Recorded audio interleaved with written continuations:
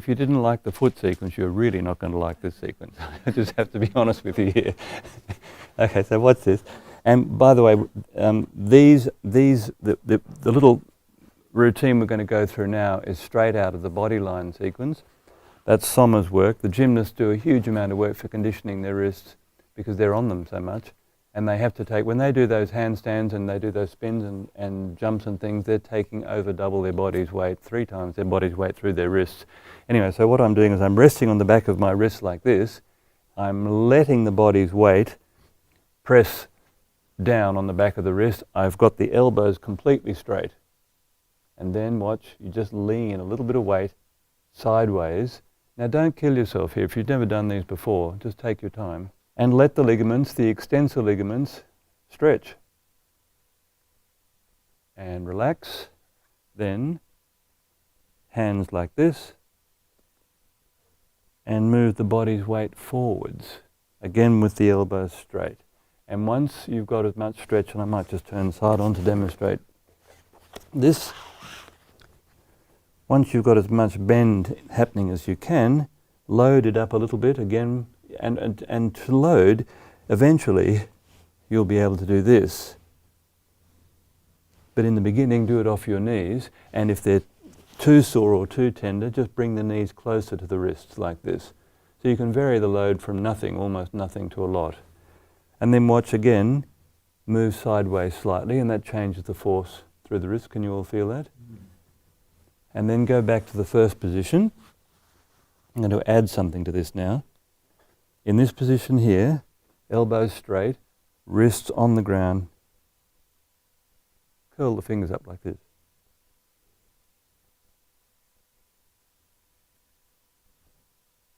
Try to keep the elbows straight, Christine. And there's another version of this. It looks like this.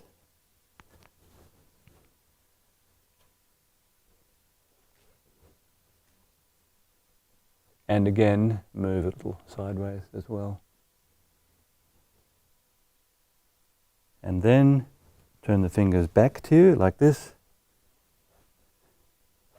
Elbows straight once more.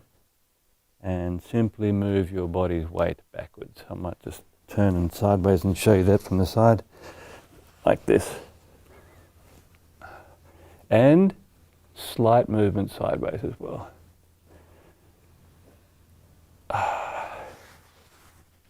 Okay, that's the basic wrist sequence. There are many more of them, but they're the 2 main movements. Now watch. Put your hands like this where you've lifted this part of the palm off the floor. And so I'm only contacting the floor on fingertips, and do it on the floor rather than on your mat. Now, grip the fingers through the floor. Do it on the floor so you can slide. I'll show you what we're doing next. After you've done the gripping thing, watch, you press this part of the hand, this part here, down onto the floor without actually touching the floor, so that the fingers are bent backwards in relation to the hands, and you should be able to feel all the fascia in the palm of your hand being stretched. Can you all feel that? Now for massage therapists, this is absolutely essential to keep this all supple. And if you look down on my hand, you'll see the thumb is in exactly the same line as the little finger. So if any of you are interested in improving your spread for playing the piano, this is the way to do it. And now the other hand, so like this. Push the fingers away or sort of into the floor to spread them. And grip really hard as though you were trying to squeeze the fingers together through the floor. Stop, go further. Can you all feel that? And relax. Okay, now sit down please.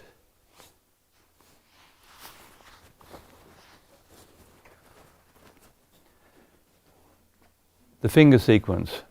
We take, let's start with the little finger on the right hand so that we're all singing the same song.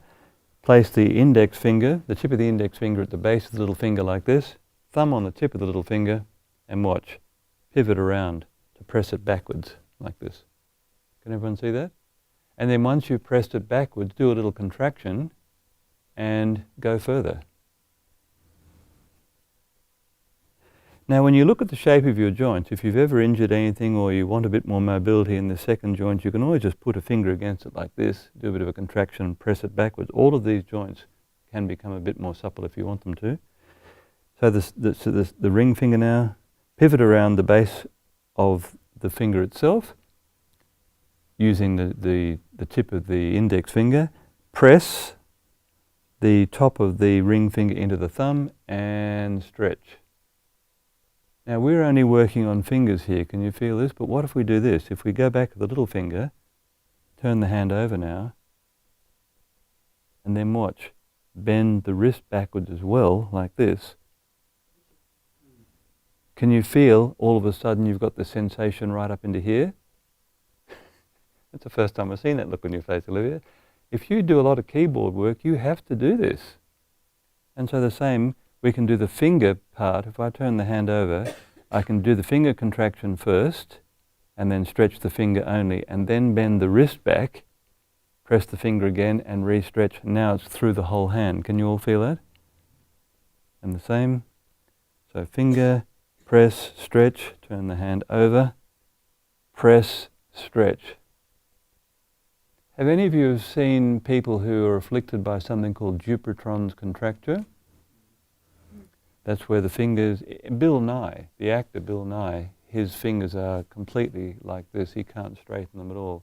My dad had it too. It's carried on a particular gene. Men get it. I don't know whether women get it. Women do? Okay, much more common with men, and it's in fact 65% of men in Highland Scottish villages have it. It's incredible. That's the gene.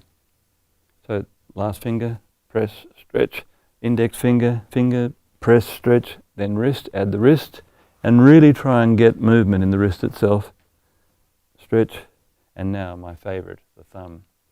First, flex the wrist like this, and hold the back of the forearm and pull the thumb to the inside of the forearm. Now a lot of women can put the thumb on. Can you do that? Yeah. Not so many men. Do a contraction by pressing away and then re-stretching. Sure. Leighton Hewitt. Right? Hold, pull. Would someone, Andre, you want to, that's, yes. The whole hand has to be, no, that's the next movement.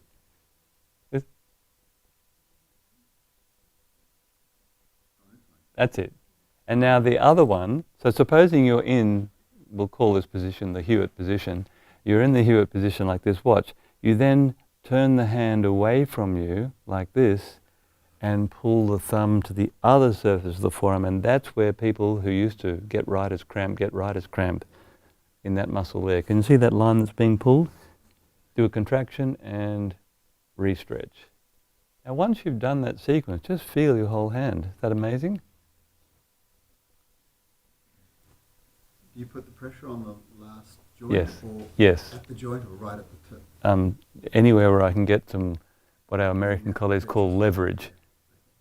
Okay, so the next hand, the other hand, press, stretch, turn the hand over, press and re-stretch. So to refine, the first movement is finger in relation to hand only. The second movement is finger in relation to hand and then wrist in relation to forearm. So we're stretching the whole of that line through there. So again, press, stretch, turn the hand over, press, straighten the elbow, stretch. I'm a great fan of public transport. This is what I do when I'm riding the buses or trains. Helps to keep people away as well.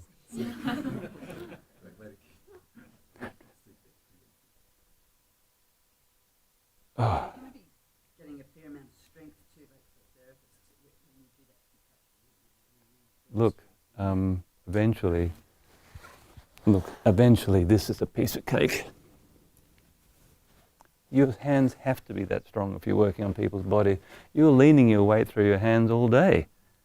Fundamental strength will protect you from injury. So look, I've got another YouTube video which shows, and I can't remember who was saying yesterday they'd been playing with that towel hang thing and finding it fantastic. You have to have immense grip strength to be a practitioner and survive the experience. Half of you, in your introduction, told us that your body's breaking down, you can't do this kind of work anymore. That's crazy. I expect to be doing this stuff when I'm 90 or older.